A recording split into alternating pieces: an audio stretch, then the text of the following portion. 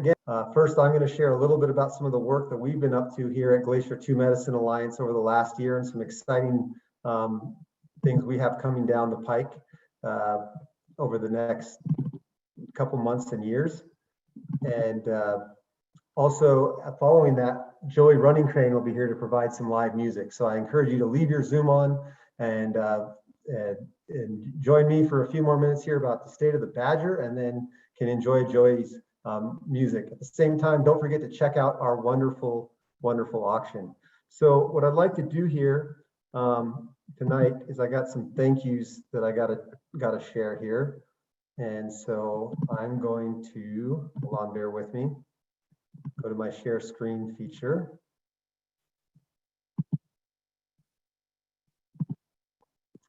Working not from home, so I'm working on one screen here. But first off, just want to thank all of you for coming and joining, being part of the fall gathering tonight. This has been, I know, for the board of Glacier-Two Medicine Alliance and the volunteers and the staff who've been working on this, we've been very looking forward to this weekend. And we're just excited to see you and your names in the chat, and to know that you're here with us and celebrating this landscape, and as we're all learning and being just motivated to continue to protect it and work towards that goal. Definitely want to thank, tonight, Governor Bullock again for his time and his thoughts that he shared with us. I hope last night you got to hear Dr. Christina Eisenberg talk. She was wonderful as she shared about her work combining Western science and traditional knowledge to help restore ecological and cultural relationships here in the Crown of the Continent. And we'll have her talk out, if you missed it, on our YouTube channel early next week. And I also want to thank some of the other people who will be presenting this week. Coming up, Dan Carney, who will be sharing about life of working on grizzly bear conservation. I think it'll be a fantastic presentation that's very timely, given what's going on in our state right now around changing law and policy towards grizzly bears, as well as Joey, who will be with us here in just a little bit, Joey Running Crane, to share some of his music. I need to thank Ernest Marceau, who did the artwork for this year's poster. It's just fabulous artwork in the ledgers, on old ledger paper, and I hope you check it out and bid high on that in the auction. Proceeds are split between Ernest and the Glacier-Two Medicine Alliance. And then I need to thank Willow and Daniel, who will be joining us for our documentary films. But most of all, I really want to say a few quick thank yous to my wonderful team who worked so hard to help put this together. Ashley Sherburne, who's just been the point person in a lot of this planning. Natasha, our assistant here at Glacier-Two Medicine Alliance, who has just troubleshooted so many different little aspects and done a lot of the graphic design and communications work. And then our fabulous auction committee, Beth Hagan, Gina Rink, and Bill Carden, who've worked tirelessly to bring that auction together. And then the board of Glacier-Two Medicine Alliance, who's been involved in so many ways. So thank you to all of them. You can, I don't know if you can do that little chat emoji, but feel free to chat or clap in your room and say a whoop whoop for all of our wonderful participants and our volunteers. And then so many different businesses and individuals to thank who've made donations. You can see some of them here. You can please visit their websites, their businesses. You can see the full acknowledgement list on our auction page. And then also so many other individuals who've helped make this year's auction a possibility. So thank you to all of you. We couldn't do this work without all of you, and your gifts are so greatly appreciated. And then finally, I'd like to thank tonight the many partners that we work with. Glacier-Two Medicine Alliance is really one of our key strengths is the partnerships that we have built, and the partnerships we're continuing to build in trying to move some of these conservation goals forward. And this includes work with Blackfeet tribal leaders, both at the council and in the community and in the government, the Wilderness Society and National Parks Conservation Association, Wild Montana, and Earth Justice, who are been our closest allies for a long time, as well as many others who you can see here on the screen in front of you, some of whom I will mention tonight as we go. So for that, I'd like to share with you what is our annual State of the Badger presentation. We'll share a little bit about the work of Glacier-Two Medicine Alliance and the state of the landscape. I know many of you are familiar with us as an organization, have been longtime supporters and donors and volunteers. But for those of you who are not, We're based here in East Glacier on the Blackfeet Nation in the state of Montana. And we work predominantly on the Badger-Two medicine, an area that's today part of the Helena, Lewis and Clark National Forest and immediately adjacent to Glacier National Park. Up until 2.5 years ago, we were an all volunteer run organization before they brought me on as the executive director. And we remain led by a very committed and wonderful local board who many of you know, including Lou Bruno, who was on the screen earlier tonight. Briefly, share a little bit about the Badger-Two medicine. It's this wonderful landscape. It's about 130,000 acres that stretches from Highway 2 in the north to Birch Creek in the south, along the Rocky Mountain front. It's an area of high peaks and grasslands. Here you can see kind of the heart of the Badger. This is Goat Mountain. This is one of the areas you're looking down on one of the proposed drill sites in the 1980s for oil and gas, right in the heart of the Badger. This really culturally significant landscape for the Blackfeet people, place of origin stories and knowledge that was proposed to be drilled for oil and gas. Here we're looking at North Fork Birch Creek. Looking to the south here through some of the incredible limestone peaks. This is from Half Dome Crag, looking down towards Morningstar and Paie, two of the tallest peaks in the Badger-Two medicine and off towards the Rocky Mountain front. It's also a place of abundant wildflower diversity.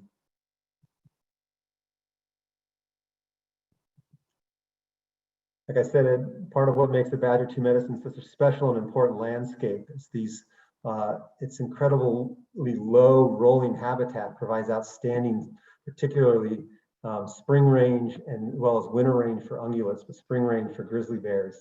And it's incredibly wet and it allows for the connection of wildlife moving from Glacier National Park southwards along the Rocky Mountain front, as well as for wildlife and plant species moving up from the south to the north. It's this great mixing zone between the boreal forests of Canada, the plains grasslands, the Pacific species of the Northwest, and the more continental species like ponderosa pines further south in the Rocky Mountains.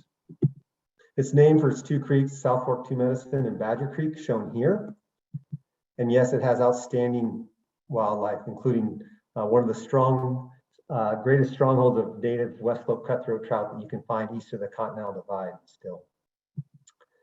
And as has been mentioned several times, the Badger-Two medicine is also a culturally significant landscape to this day, where Blackfeet people continue to hunt, fish, gather, and practice various traditional ceremonies and other traditional cultural practices. Last night we heard from Christina Eisenberg, though, the Badger-Two medicine is more than just its own place. It's critically significant in the landscape of the larger, what we call the Crown of the Continent ecosystem, and really the entire kind of Yellowstone to Yukon region for its connectivity.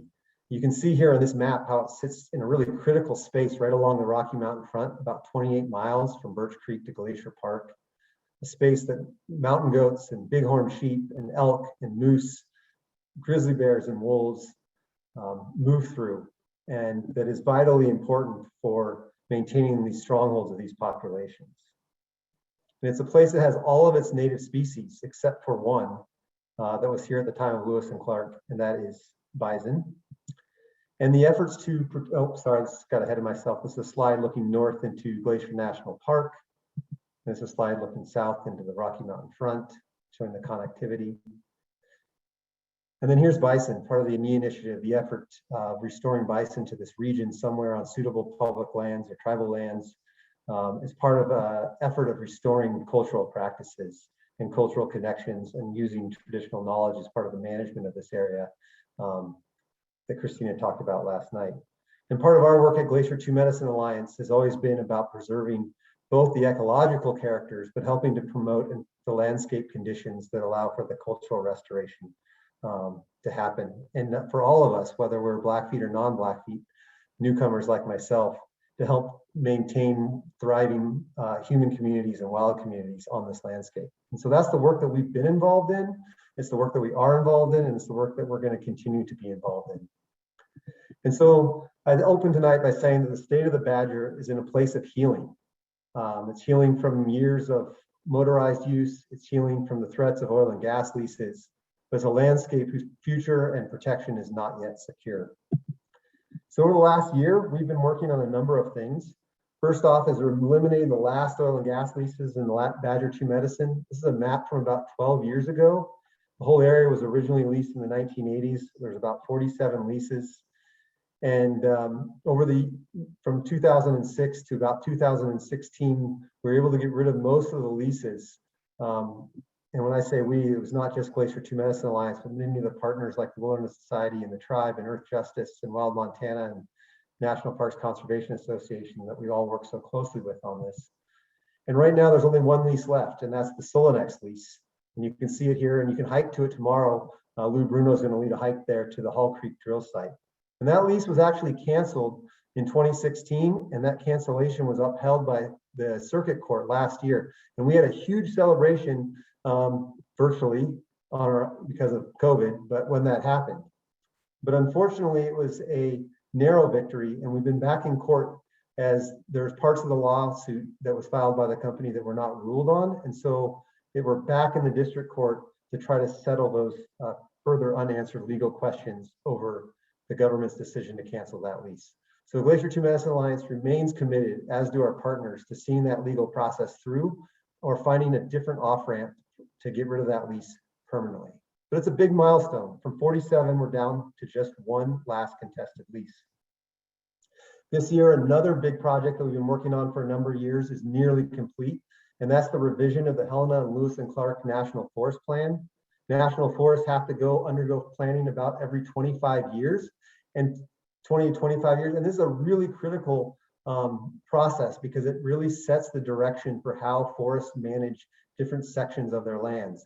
What areas will be suitable for timber harvest? What areas are going to be recommended for wilderness? What areas may be open to motorized recreation, and what areas might be used for other purposes? And so this last year about this time, we were entering into the objection process, which is part of the standard process for the forest plan revision. It's the last public phase. And it was a good plan, and we want to try to make it better. And namely, we were hoping to try to get some suitability determinations to help pave the way for removing mountain bikes in the future. We didn't get there, but overall, we're really excited about the plan that we think is about to be signed and come out in this next year. That'll govern the management of the Badger-Two Medicine and the rest of the 1.5 million acres of the Lewis and Clark National Forest.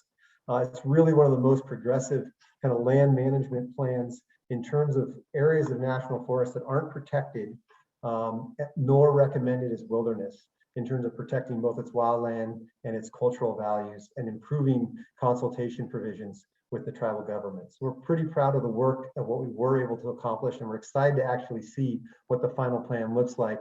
And we'll let you know what that looks like when it comes out, hopefully later in October.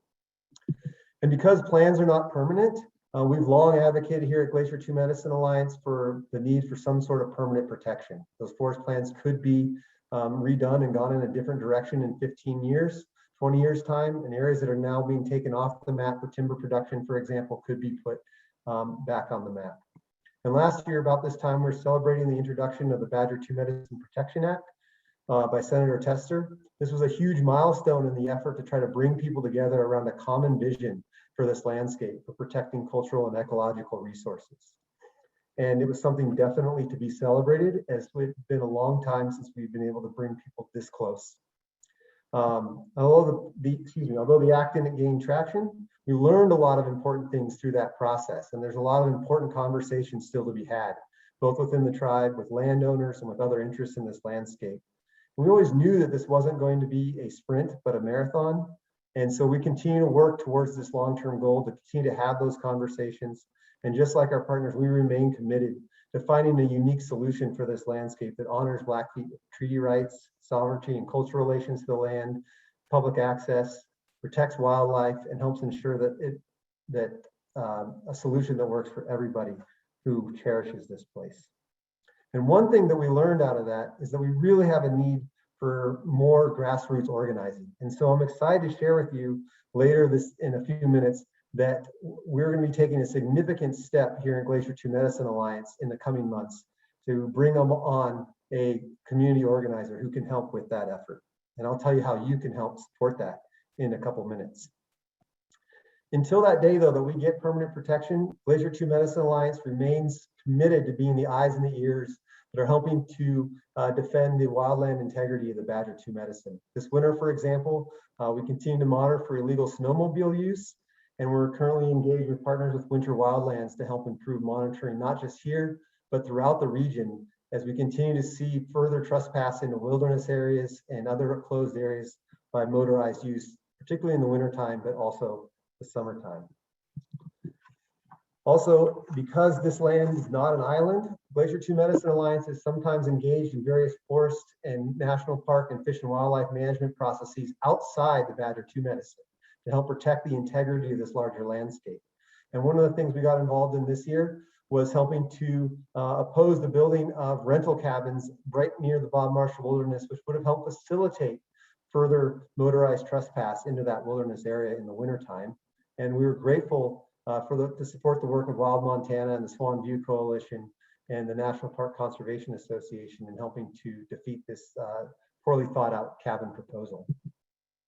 We also were engaged in trying to help limit the expansion of commercial cellular communications in Glacier National Park and installations in recommended wilderness areas in the backcountry in Glacier to help protect that Glacier Park experience for all of us. It's about being present with the land and with the people and not having things necessarily mediated by telephone communications in all spaces at all times, and helping protect that bigness of wildness. Can you say that bigness? The big sense of wildness that connectivity can help to erode. Including in places like the Two Medicine area where it's been proposed for commercial telecommunications. Also, we've been increasingly concerned about impacts to wildlife movements on the edge of the Badger-Two Medicine. In this case, particularly what spurred some of this concern for us and for conservationists is the death of grizzly bears, both on the train tracks, but also on the highways in recent years. And as we see traffic volumes increase on the highway at certain times of the year, you can see that it's really a twin challenge of the highway and the railway in terms of the ability of wildlife to move from Glacier Park on the right of the picture of your screen to places like the Badger-Two Medicine on the left of your screen. And we know that highways and infrastructure are a major barrier to wildlife movements throughout the West. And thankfully right now, the best data that we have, and we need more and better data, is that we don't see it as a major barrier yet, but the signs are there and have been for some time that the highway and the railway are combining to start to fragment, particularly grizzly bear movement between Glacier Park and Point South. And there's research being done led by the US Geological Survey in particular to look at impacts on other species. But one of the challenges is bringing stakeholders together to start to talk about how do we get ahead of this? How do we have a longer term solution? So when it comes time to redevelop the highway or to work with the railroad, how can we do some sort of coordinated process to ensure that wildlife continue to move safely through this corridor? And at the same time, related to that, how do we address concerns for motorist safety, particularly in our area that are presented by livestock getting out onto the highway? So we started that process this year. For us, that's a situation assessment. We brought on a graduate student intern at the University of Montana who's a law student in environmental studies. And he's currently conducting interviews with a number of the transportation agencies and wildlife management and livestock management agencies that have some jurisdiction over the corridor, as well as other stakeholders. And we're going to be planning a series of meetings to start to try to bring people together and see if we can find some energy around looking for some proactive solutions. These sorts of projects are years in the making, and this is our first step to try to address this to ensure the Badger-Two Medicine remains connected to Glacier National Park for wildlife. Another leg of our mission is stewardship and helping to take care of the environment, particularly in the Badger. We also helped out in a community project this year at the Glacier Half Marathon. Next year, we're going to be hopefully hosting some charity bibs. So if you're a runner or a walker, I encourage you to come out and complete the Glacier Half Marathon in June and raise some money for Glacier-Two Medicine Alliance, or you can help us play in the trash. It's always a fun time. We help fight weeds at the Mariah State Weed Spray Day. Some of our volunteers are mixed in with the agency crews here. Along with some partners, we helped raise some money and coordinate the release of nearly 6,000 knapweed weevils along the Two Medicine in August as well. There's a scourge of knapweed that's left behind from particularly motorized use and grazing that has impacts on water quality, on grizzly bear, spring range, as well as forage for ungulates. So we're looking at trying to work with and support some partners, particularly the Rocky Mountain Front Weeds Roundtable, as well as working with the Forest Service to try to bring some more attention to the scourge of weeds in the Badger-Two medicine and the broader landscape. Another thing we did this year for the first time that was really exciting, got delayed last year by COVID, was we partnered with the Bob Marshall Wilderness Foundation to sponsor a trails project. And we had this fabulous crew of 7 people. Here's 3 of them. Just over a week and a half ago, I was with them, opening up the East Fork of Woods Creek, which goes up between the Two Medicine River and Two Medicine Ridge. It opens up a really lovely short, like multi-day backpacking trip or loop hiking opportunities for folks. Many of the trails, secondary trails in the Badger, don't get regular maintenance due to declining Forest Service budgets. So these sorts of volunteer projects are critical for helping to fill the gaps. And all told, we sought out nearly 200 logs to reopen about 3.5 miles of trail up through this really lovely drainage. We also started our own walks program this year. For years, we've sponsored walks under the flag of Montana Wilderness Association, now Wild Montana. But we stepped out this year to offer some of our own walks. Here's one that was led to I think it's High Creek Falls, and another one to the summit of Elk Calf. And these hikes are a way both to connect people to the Badger-Two medicine, as well as to create opportunities, we hope, for people who may not otherwise be comfortable recreating out on public lands to be able to experience them. And that's something that we're going to be leaning into more, hopefully, in the coming year. As part of that effort to try to reduce barriers to access to public lands, this year we helped support some of our local partners.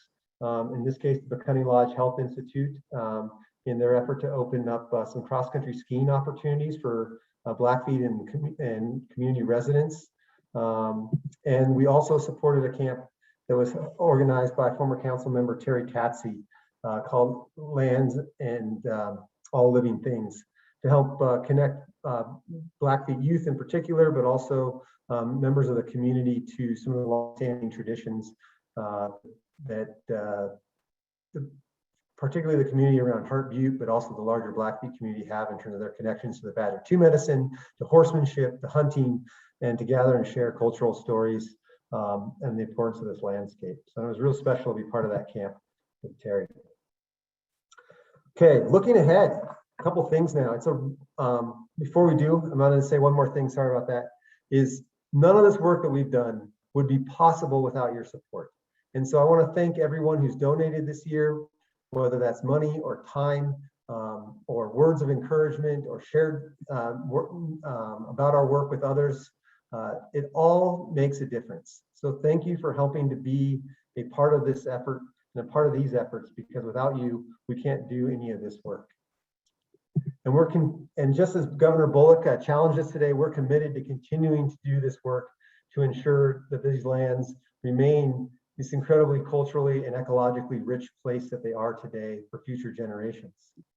And right now, a couple things we have coming up is we're finishing a strategic planning process that'll help guide that work over the next 3 to 5 years, which I'm very excited about. And as part of that, sharing this to everybody here in the next week or two. It's about 5 minutes, and we just want to learn more about what your priorities and interests are in this landscape, as well as supporting and for Glacier-Two Medicine Alliance.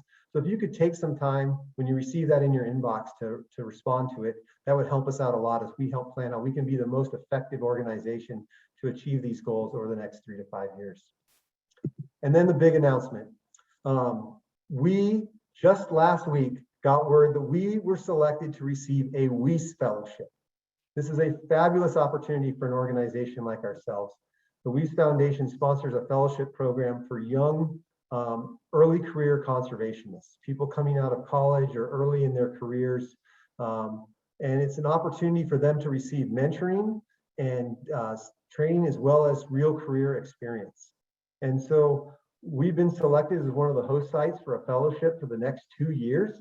And this person is going to have responsibilities to help us with more community outreach and engagement around efforts to protect Badger-Two medicine, to connect the people to this area through education events, through organizing and outreach efforts around policy and also around stewardship projects. And so we're really excited about this position. And part of what the fellowship does is they provide 80% support for the position, and then the host organization is responsible to raise the other 20%. So this week, during the fall gathering, you have an opportunity. All donations to Glacier-Two Medicine Alliance that come in during the fall gathering will go directly to support that 20% that we need to raise to be able to bring on this person by the end of the year.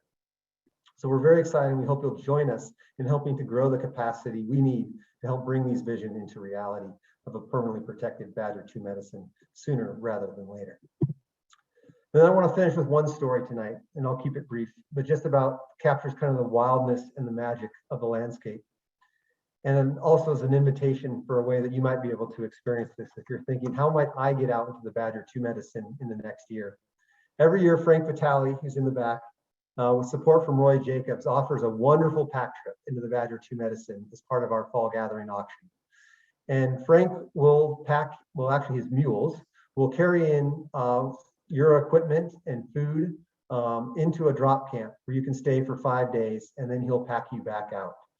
And it's a fabulous way to be able to carry a light pack and get into the backcountry.